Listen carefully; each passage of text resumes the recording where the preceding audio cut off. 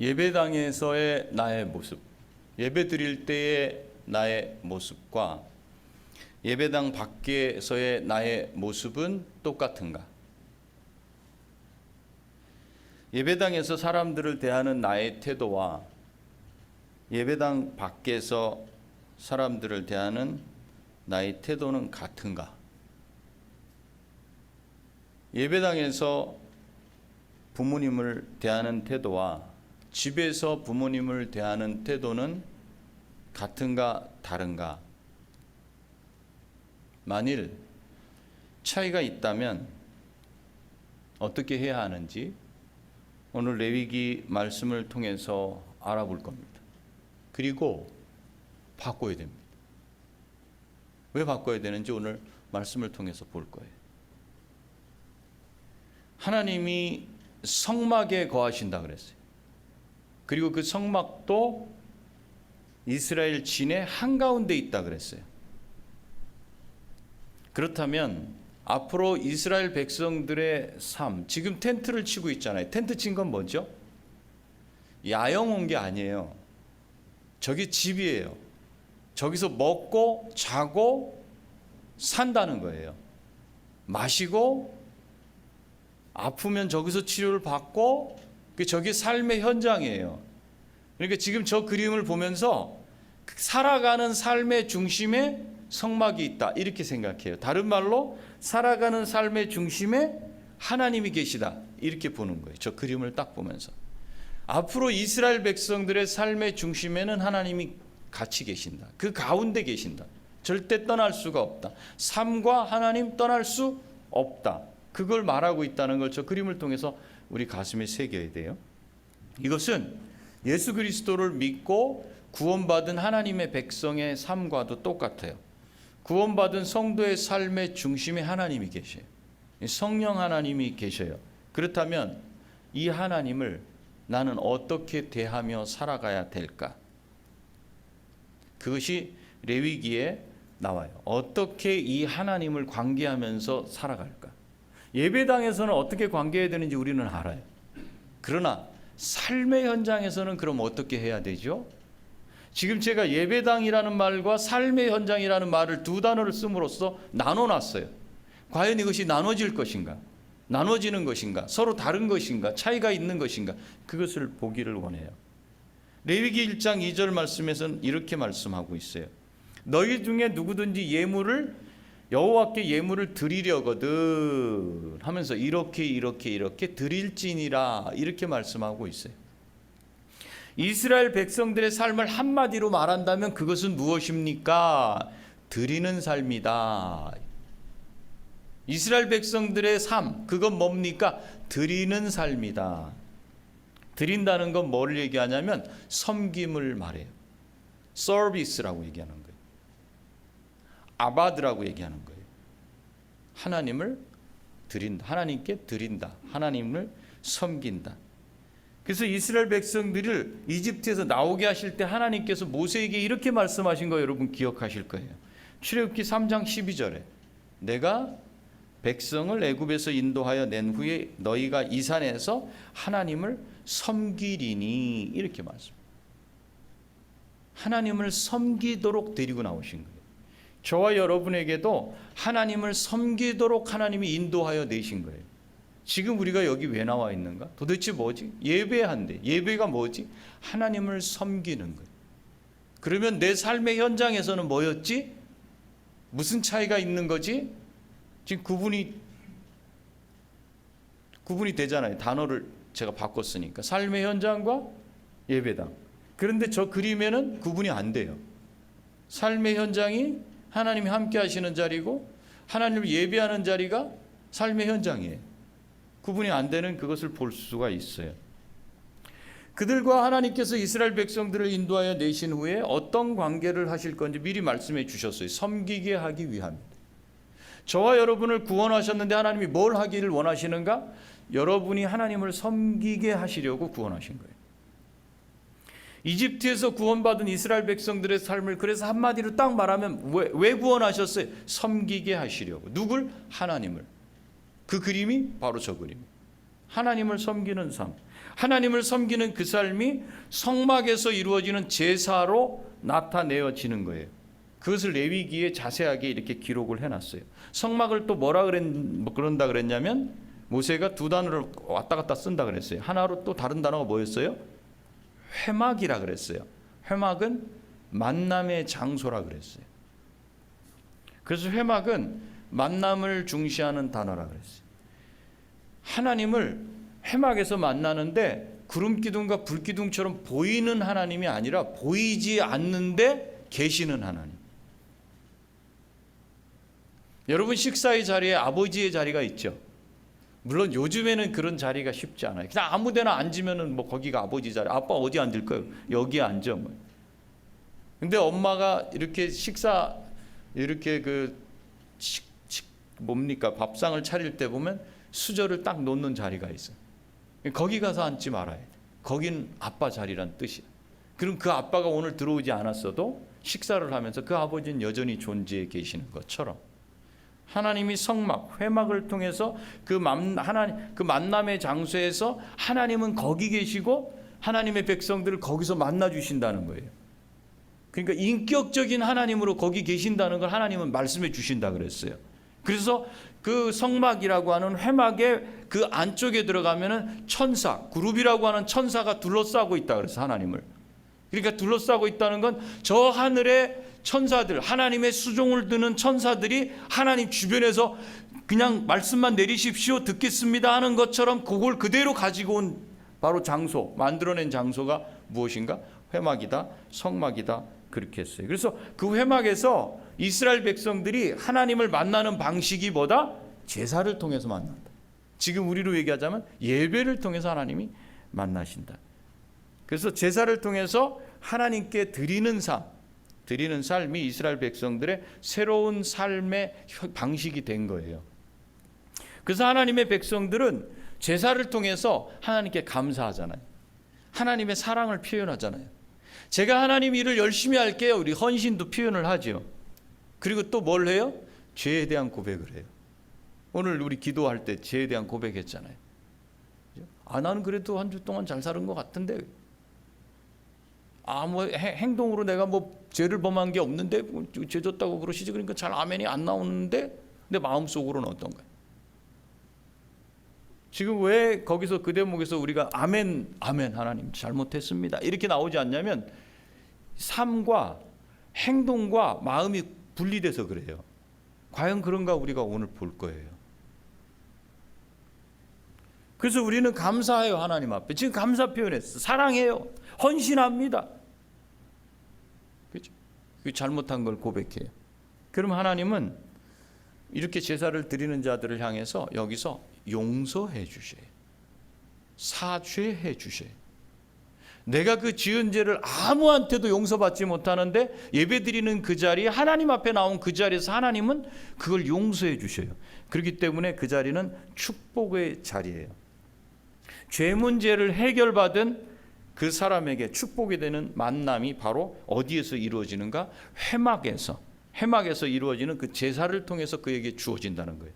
그러니까 여기에 나와 있는 여러분은 나를 위로해 주십시오, 나에게 힘 주십시오, 능력 주십시오 하는데 가장 중요한 부분은 여기서 하나님 앞에 내가 범죄한 그것이 나도 모르게 내 입에서 내 마음속에서 나와져서 하나님이 그걸 받으시고 용서하시고 용서하셨다는 표를 여기서 말씀을 통해서 우리에게 주시는 거예요. 그때 우리는 거기서 복을 얻게 되고 자유함을 얻게 되는 거예요. 그래서 이것이 오늘날의 예배와 같아요. 우리가 드리는 예배에서 우리는 감사, 하나님께 사랑, 헌신 올려드리고 동시에 우리가 지은 죄를 고백하게 돼요. 그러면 하나님은 우리에게 죄 용서를 선언하셔요. 요걸 그대로 요한일서 1장 9절에서 이렇게 말씀하시는 거예요. 한번 읽어볼까요? 시작. 만일 우리가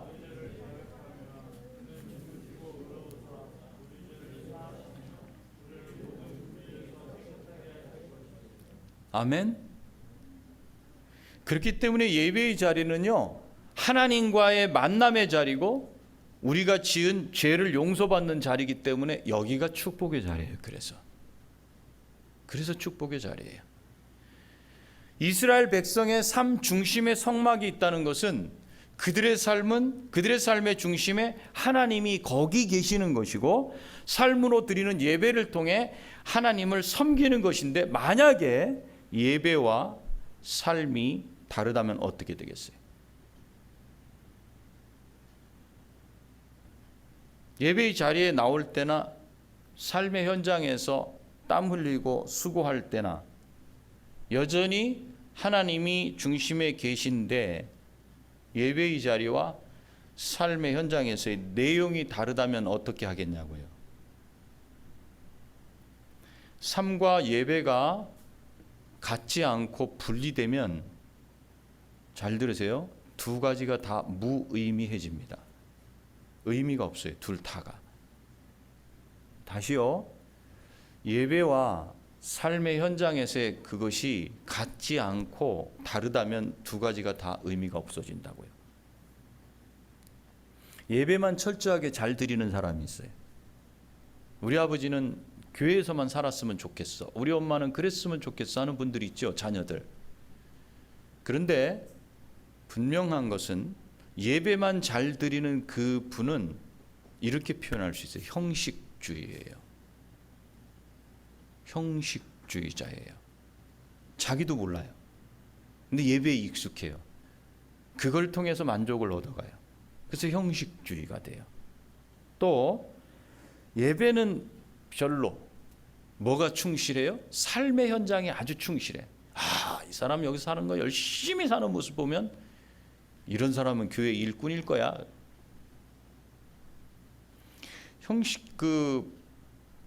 삶의 현장에 충실한 이런 분들은 인본주의자가 돼버려요. 두 개가 나눠진다면 한쪽에 어느 쪽이 치우쳤는지 여러분 한번 생각해 보세요. 인본주의에 치우치면 그 사람의 입의 말 속에서는 하나님이 잘 안 나와요.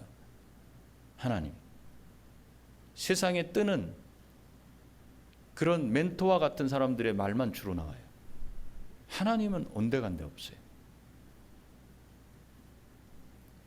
그것을 인본주의라 그래요. 신본주의가 아니기 때문에 그래요. 하나님이 그 삶의 중심에 들어와 계신데도 불구하고 살아가는 삶을 보니까 삶에는 충실한데 인본주의에 가 있어.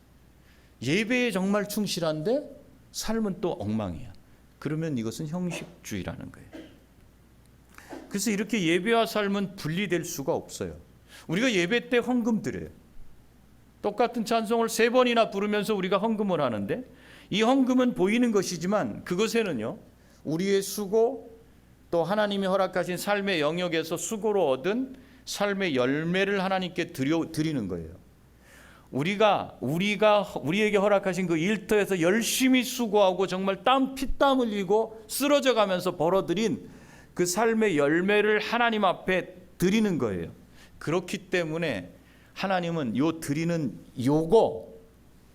그 이전에 요거가 나오기 위해서 행했던 요 삶의 내용, 이걸 받으시는 거예요. 우리가 봉투에 얼마를 넣을지 고민하지만 그 얼마가 문제가 아니라 그 얼마를 벌기 위해서 어떻게 살았는지에 대한 삶의 내용이 하나님께 이미 드려졌다고요. 나는 이미 드려진 그 표를 봉투에 담을 뿐이에요. 그래서 내가 살아온 삶 자체를 드리는 것이다. 그러니까 어떻게 살아왔느냐가 내가 드린 열매인 헌금에 고스란히 담겨 있기에 하나님은 이미 내가 드리기도 전에 나를 받으셨어요. 내 삶을 통해 받으셨다고요. 내 삶에 하나님이 중심에 계신데 나는 하나님을 어떻게 대했습니다라고 벌써 삶의 현장에서 난 드렸어요. 그러니까 여기 올라온 이게 중요한 게 아니라 내가 딱 수고하고 땀 흘리면서 살아온 방식, 어떤 생활을 했는지가 이미 하나님께 올라간 거예요. 삶의 내용이 하나님 앞에 드려졌다. 내가 드린 물질의 크기에 내 삶의 잘못된 것들을 덮을 수는 없습니다. 형식주의에 치우치면, 형식주의자가 되면 내 삶의 내용은 관계없어요. 봉투 하나에 모든 걸 다 넣고 하나님 그냥 퉁 칩시다 이렇게 하는 거하고 똑같으시죠. 근데 하나님은 그렇게 하시지 않아요. 내가 살아낸 삶의 현장이 바로 하나님 앞에서의 삶의 자리였고 삶으로 드리는 예배의 자리였다는 거예요. 그것이 잘 되지 않으면 예배당에서 드리는 예배는 반쪽짜리 예배가 돼요. 왜 내가 예배를 드리고 그러는데도 하나님은 내 마음을 건드려 주시지 않고 나를 능력을 주시지 않고 세워주시지 않는가? 안 주시는 게 아니에요. 다 능력을 주시고 세워주실 그걸 싹싹 피해가는 거예요. 왜? 삶의 현장에서의 내용이 이미 하나님 앞에 드려졌기 때문에 그래요. 이게 바뀌어지지 않으면 한쪽으로 치우쳐져요. 인본주의든지 형식주의든지. 우리가 오늘 읽은 레위기 4장은 속죄제에 대해서 말씀하고 있어요. 속죄제가 뭐냐?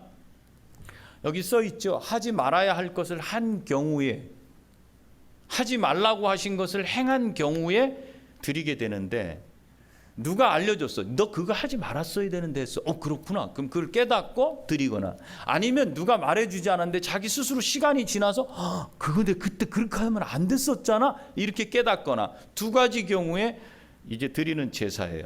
근데 여기 지금 보셔야 될 건 뭐냐면, 이 속죄제를 드려야 하는 사람들이 누군지 한번 찾아보세요. 4장 전체가 속죄제 드리는 사람에 대해서 나와요. 그게 2절부터 볼까요? 2절은 여기 없어요. 자, 2절 한번 보세요, 여러분. 4장 2절 한번 읽어줘 보실래요? 시작. 거기요. 뭐라고 돼 있어요? 누구든지. 자, 첫 번째 대상 누구든지. 두 번째 3절에는 누가 나와요? 기름 부음 받은 제사장. 13절로 갈게요. 누가 나오죠? 이스라엘 온 회중이라고 나오는, 지난 개혁성경엔 그렇게 나오지만 누구예요?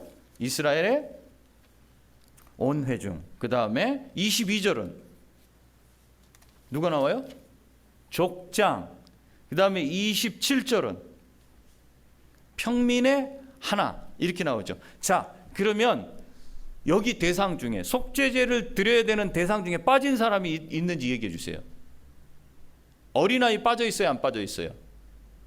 노인 빠져 있어요, 안 빠져 있어요? 빠진 사람이 있어요? 없어요. 누구든지 그거예요. 속죄제를 드려야 될 사람은 누구든지. 무슨 뜻이냐? 성막을 중심으로 예배하며 살아가는 이스라엘 백성 중에 범죄하지 않고 살아가는 사람이 있다, 없다? 없다는 거예요. 누구든지 다 범죄할 수밖에 없다. 그거를 말씀하고 있어요. 하나님 중심의 삶을 살아간다고 하지만 100% 하나님 말씀을 다 지키고 살아갈 수 있는 사람이 있다? 없다. 속이지 마세요. 우리는 지킬 수 없는 사람들이에요. 분명하게 말씀하잖아요. 그래서 지킬 수 없는 그 사람들에게 길을 열어주시는 거예요. 하나님은 그런데 이 지킬 수 없는 사람들에게 레위기 19장 2절에서 이 19장 2절 이렇게 말씀을 하시네요. 너는 이스라엘 자손의 온 회중에게 말하여 이르라. 너희는 거룩하라. 이는 나 여호와 너희 하나님이 거룩함이니라. 근데 여기서 중요한 건 이 거룩하여라라는 이 단어가 어떤 문법으로 쓰였는가 하는 거예요. 거룩해라, 일어나라, 가라, 오라, 누우라. 무슨 법이죠? 이거 무슨 법? 네, 그거죠. 명령법이라 그러죠. 명령이야, 이게 명령. 근데 우리는 이렇게 보면 명령처럼 쓰였어, 이 단어가. 근데 명령이 아니에요. 우리 성경에 번역된 건 명령으로 있어. 그래서 거룩해야 돼. 잘 지켜. 하나님 말씀 잘 들어야지. 왜 그렇게 살아? 이렇게 말씀하시는 게 아니고, 이 말은 직설법으로 쓰였어요. 거룩하여질 것이다, 이거예요. 무슨 뜻이냐? 너희가 누군지를 말하는 게 이 거룩이라는 단어예요.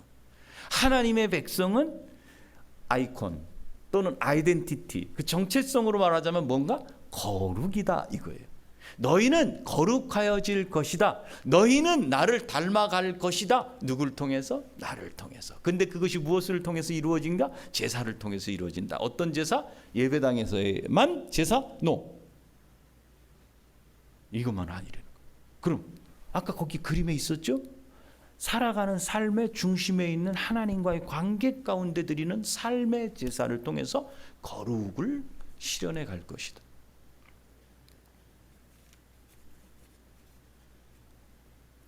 그래서 하나님은 이집트에서 데리고 나오신 이스라엘 백성들에게 법을 먼저 주셨잖아요.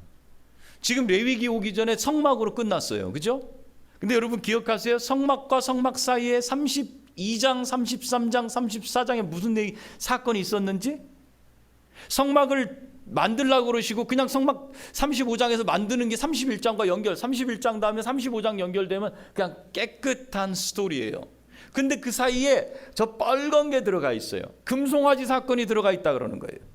24장에서 분명히 하나님 앞에 헌신하겠다고 언약을 했어요. 아멘, 우리가 다 지킬 겁니다, 이렇게 했는데 32장, 33장, 34장에서 금송아지 사건이 일어나요. 그래서 모세가 십계명 돌판을 가지고 내려오다가 집어 던져가지고 반을 그냥 깨졌다 그랬잖아요. 하나님이 언약하신 그 언약이 깨졌어요. 누구에 의해서? 너희들에 의해서. 너희들은 율법을, 그래서 하나님의 말씀을 지킬 수 있다 없다? 율법 지킬 수 없다. 뭐가 없다? 능력 없어요. 우리 스스로는 하나님의 말씀을 지킬 능력이 없음을 이 사이에서 말씀해 주고 있어요. 성막과 성막 사이에 그것을 말씀해 주신다 그러면 그것은 어떻게 지킵니까? 성막 안에서 행해지는 레위기 말씀대로 하면 그 안에서 짐승을 잡아야 돼요. 피가 계속 흐르는 데가 성막이에요. 그러니까 피가 계속 흘러지는 그 가운데에서 뭐가 고쳐질 수 있다? 내 능력 없음이, 율법을 지키지 못하는 그것이 거기서 용서받고 해결된다. 이걸 말씀하기 위해서 출애굽기에 지금 이 세 장의 금송아지 사건이 거기 들어가 있어요. 금송아지 사건을 여러분 읽을 때는 율법을 지킬 능력이 없다는 걸 우리에게 가르쳐 주시고, 내가 한번 해볼게요, 거룩해질 거예요, 나는 삶 속에서 이것도 고치고 저것도 고치고 해볼게요, 이렇게 살아가려고 살아가 보는데 보면 쉽게 무너져요. 그러면 자기를 들여다봐요. 그러면서 내가 이 정도밖에 안 돼, 나는 어떻게 예배도, 내가 그때 예배당에서 그렇게 기도하고 엄마 내가 잘해볼게요 이렇게 했는데 이 성경 한 구절을 읽지도 못하고 암송도 못하고 기도도 안 한 나 자신을 바라보면서 나는 왜 이 모양이야, 이렇게 들어가지 말고 저기를 보라고. 나는 그걸 지킬 수 없는 존재예요. 그러나 하나님 때문에 내가 지켜질 수 있다라는 거예요. 하나님이, 내가 하나님을 다시 기억해내면 저렇게 금송아지를 만들지 않고 모세를 기다릴 수 있다고. 하나님을 기억해내지 못하면 금송아지 만들어버리는 거예요, 내 삶 속에서. 그러니까 예배당에서는 하나님 하는데 내 삶의 현장에서는 그 하나님이 온데간데 없어진다면 금송아지를 또 만들게 돼요. 그러나 걱정하지는 마세요. 금송아지를 만들었다 해도 하나님께서 이렇게 해결해 주신다는 거예요. 그럼 어떻게 거룩하지 못한 사람들을 하나님께서 만나는지 그 우리 읽은 본문에 쭉 나와 있어요. 보시면 27절에 보시면 이제 알지 못하는 사이에 그 하나님이 하지 말라고 한 걸 범했어요. 그러면 이제 그렇게 허물이 있다가 28절로 쭉 넘어가요. 그 깨우침을 받았어. 이게 누가 말했든지 자기 스스로 했든지 깨우침을 받으면 그는 어떻게 하는가? 흠없는 짐승, 암염소를 데리고 와야 돼. 오늘 4장 읽은 데 보면 각각 데리고 나오는 이 제물이 다 달라요. 근데 여기서는 지금 흠없는 짐승을 데리고 나와. 데리고 나와서 손을 잘 봐야 돼요. 그 짐승의 머리에다가 손을 딱 얹어. 그리고 안수해. 안수한다는 건 그 짐승의 머리에 손을 얹고서 자기 죄, 잘못한 게 그 짐승에게 넘어가는 것처럼 하는 거예요. 그런데 넘어갔다는 건 왜 이제 죽을 거야 곧 이 짐승이. 뭐 때문에? 내 죄 때문에. 넘어갔다는 건 그걸로 끝났다는 게 아니에요. 나하고 짐승이 똑같아지는 거예요. 그때 내 죄가 짐승에게 넘어감으로써 짐승과 내가 똑같은 존재가 된 거예요. 그래서 짐승이 거기서 이제 가죽을 벗김당하고 죽습니다. 죽게 되고 피를 흘리게 될 때 거기서 내 생명도 죽는다고 생각하는 거예요. 그러니까 그 제사를 드릴 때마다 나는 두려울 수밖에 없는 거예요. 그래서 그걸 번제단 밑에서 잡고 그 피를 갖다가 이제 번제단 내 귀퉁이 뿔에다 갖다 이렇게 바르는 거예요. 그리고 그 짐승은 거기서 다 태우는 거예요. 이렇게 제사를 드리고 나면 그 제사장이 그를 위해서 거기서 죄를 이제 용서받았다라고 이렇게 속죄하면 그가 거기서 사함을 받아요. 어떻게 거룩하지 못한 사람이 거룩해져서 하나님을 섬길 수 있는가 봤더니 그건 짐승의 희생이었어요. 내 희생이 있어야 되는데 대신 죽은 짐승의 희생이 있었어요. 그래서 자기가 그 죄를 지을 때마다 하루에도 몇 번씩 죄를 짓는다면 그 몇 번이라도 짐승을 잡아야 되는 거예요. 계속 피를 보는 거야. 피 냄새를 맡으면서 그 짐승의 우는 소리를 저 성막 안에 들어가 가지고 그걸 계속 자기가 경험해요. 그 경험할 때 무슨 생각을 하겠어요? 여기서도 죽고 저도 죽고, 에이구 잘 됐다, 그냥 내가 잘못한 거 피로 저쪽으로 다가 쟤 하나 죽으면 돼요. 요번 또 무슨 짐승을 이렇게 많이 잡아야 돼 도대체? 이게 아니라 잡을 때마다 내 생명이 죽는 것 같이 죄가 얼마나 무서운지를 거기서 다시 경험을 하게 되는 거예요. 그래서 두려움을 갖고 살아야만 했어요. 이렇게 이스라엘 백성은 자신이 치러야 할 죄값 대신에 희생당할 짐승을 드리는 삶이라고 그랬어요. 드림으로 죄 용서를 받고 거룩해져서 하나님과 만나고 교제할 수 있게 된 거예요. 그런데 지금 여러분 오늘 예배당에 오시면서 여러분 한 주일 동안 어떻게 죄 짓지 않고 잘 사셨어요? 괜찮았어요? 어떻게 했어? 좀 힘들었어요? 오늘 염소 가지고 온 사람 손 들어와. 염소 갖고 왔어요? 이 양은 소 끌고 온 사람은 없어. 지금 우리는 그런 걸 끌고 와서 예배를 드리지를 않아요. 왜냐하면 우리의 죄를 위해서 십자가에서 어린 양으로 죽으신 예수님의 딱 한 번의 희생으로 우리 죄가 다 사함 받았기 때문에 그래요. 우리 죄는 과거나 현재나 미래 것까지 다 용서받았어요. 그렇기 때문에 우리는 여기 담대히 나올 수 있어요. 하나님 아버지를 구할 수 있어요. 요한일서 1장 9절처럼 우리는 다시 한번 하나님 앞에 우리 죄를 고백할 수 있어요. 고백하면 그 죄를 용서해 주셔요. 근데 문제는 고백하지 않는다는 거예요. 그걸 너무 우습게 알고 예배드린다는 거예요. 예수 그리스도께서 우리 죄를 위해서 단번에 희생으로 이제는 우리가 염소나 양을 끌고 와서 여기서 잡고 피로 희생 제사를 드리지는 않지만 예수님이 그 희생 제물이 되셨고 우리는 그 사실을 믿는 것 때문에 예수 그리스도를 통해서 우리가 구원받았어요. 구원받은 백성이 하나님께 나가는 길을 예수님이 열어주셨지만 여전히 우리는 우리의 죄를 고백하지 않는다면 하나님이 이 예배를 받으시지 않는 거예요.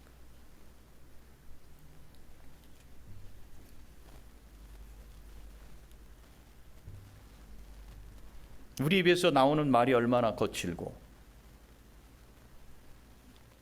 마음속에 생각하고 있는 것이 얼마나 지저분하고 악한지 우리 입의 말을 다 들으시고 우리의 속마음을 다 아시는 하나님께 우리가 전혀 그렇지 않은 것처럼 시침을 똑 떼고 앉아서 예배를 드리고 있다면 그것은 하나님을 속이고 있는 거예요.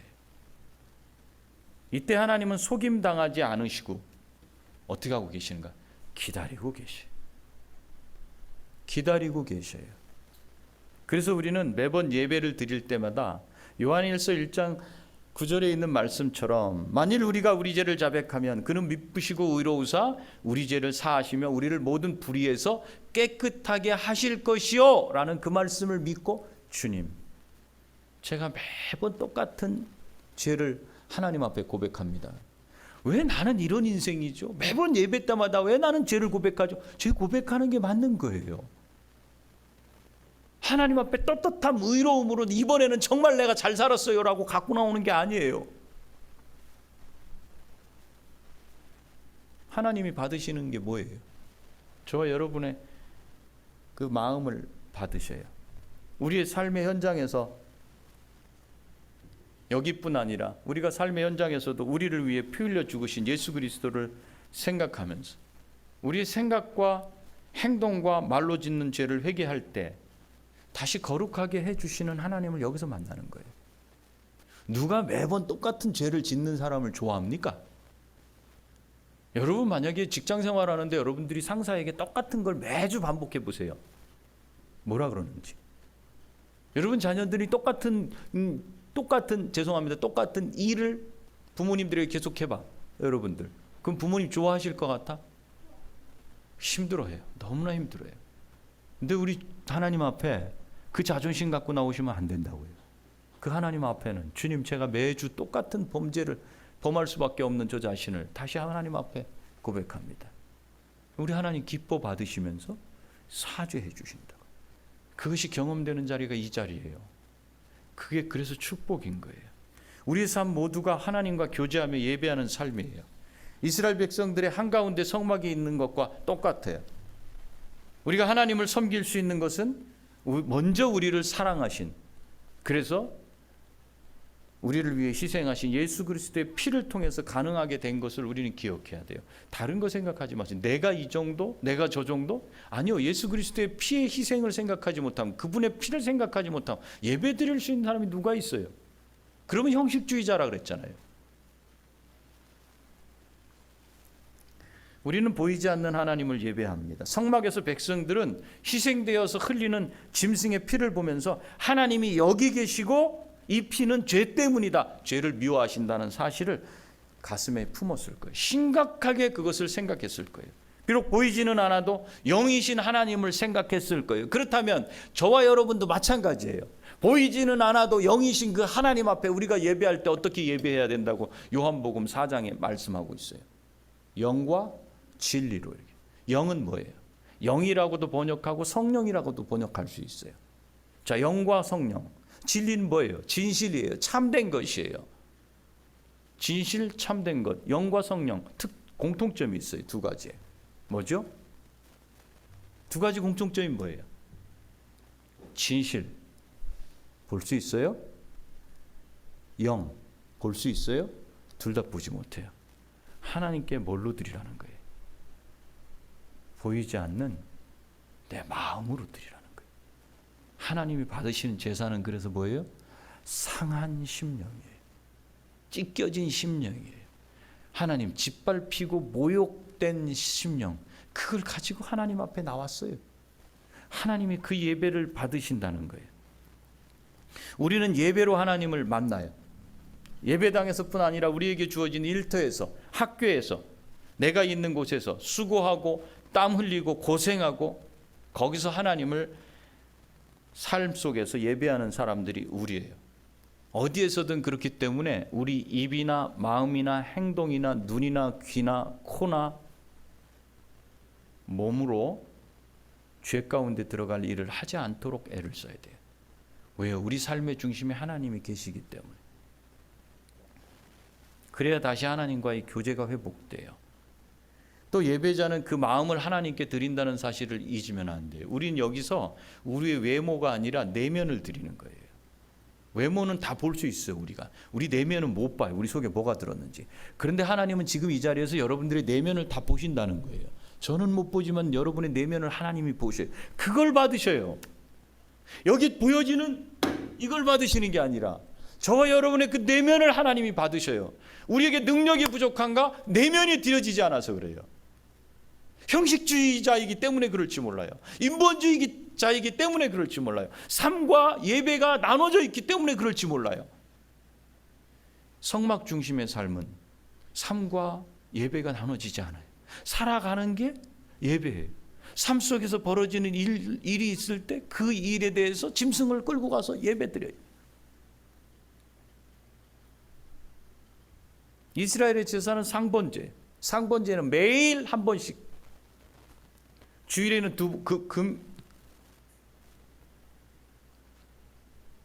안식일에는 두 번 드려요. 매일 쉼이 없다는 거.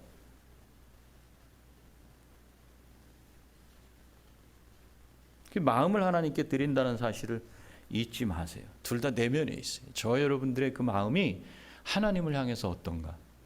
이것이 회복되면 여기서와 거기서 달라져요. 달라지지 않고 똑같아져요. 여기서든 거기서든 똑같은 그 삶을 살면 그 삶이 능력이 있겠어요, 없겠어요? 능력이 있는 거예요. 학교에서는 제가 우리 아이들하고 얘기해 보면 너희가 부모님한테 말하는 그 말을 한번 여기서 한번 해봐 그러면 여기서 어떻게 그걸 차마 얘기할 수 있어요? 이렇게 해요. 무슨 뜻인지 아세요? 거기서 부모를 대하는 거, 학교에서 아이를 대하는 거, 직장에서 여러분들이 부하 직원이나 상사를 대하는 거, 부부간에 서로 대하는 말투,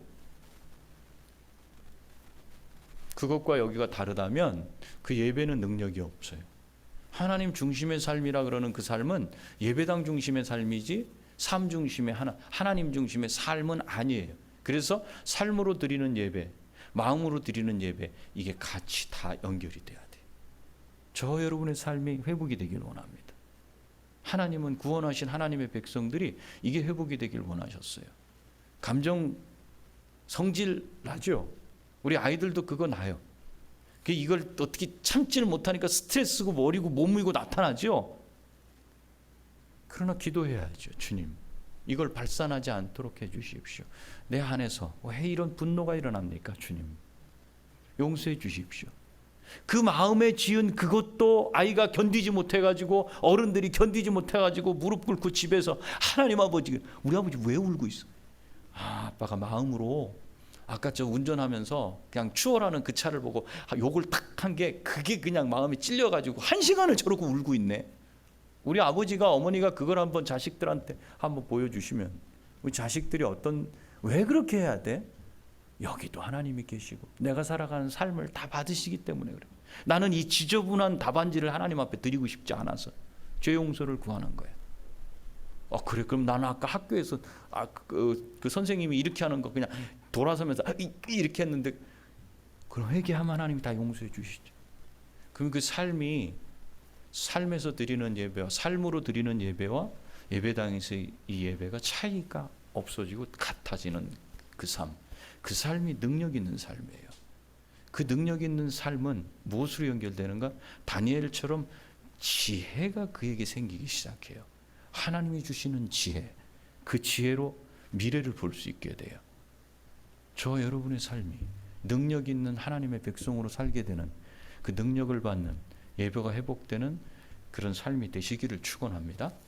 기도하시겠습니다. 이 시간 기도할 때에는 내 삶으로 드리는 예배에 성공하게 해주십시오. 다른 건 하지 마. 내 삶으로 드리는 예배에 내가 성공하게 해주십시오. 내가 내 삶으로 드리는 예배에 성공하지 못했다면 나는 예배당 중심이었어. 형식주의자였어. 의식을 지키는 건 잘해. 그러나 삶 속에서는 인본주의자였어. 내가 중심이 됐고 사람들의 눈이 무서웠고 보이지 않는 하나님은 여전히 그곳에는 계시지 않았어. 그랬다면 이제는 내 삶으로 드리는 예배에 성공할 수 있도록, 삶 속에서 하나님을 인정할 수 있도록 해주시옵소서. 우리 기도하겠습니다.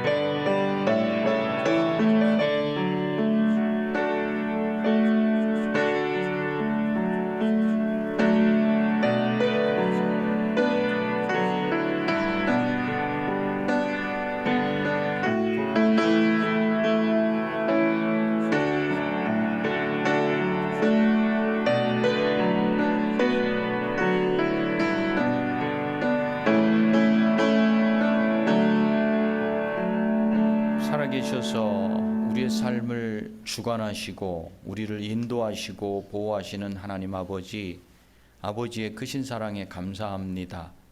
이스라엘 백성들, 그들이 진을 치고 살아가는 삶의 그 중심, 그 자리에 성막 가운데 하나님이 계시는 것처럼 우리 삶의 중심에, 우리 내면에 성령 하나님이 계시는 것을 믿습니다.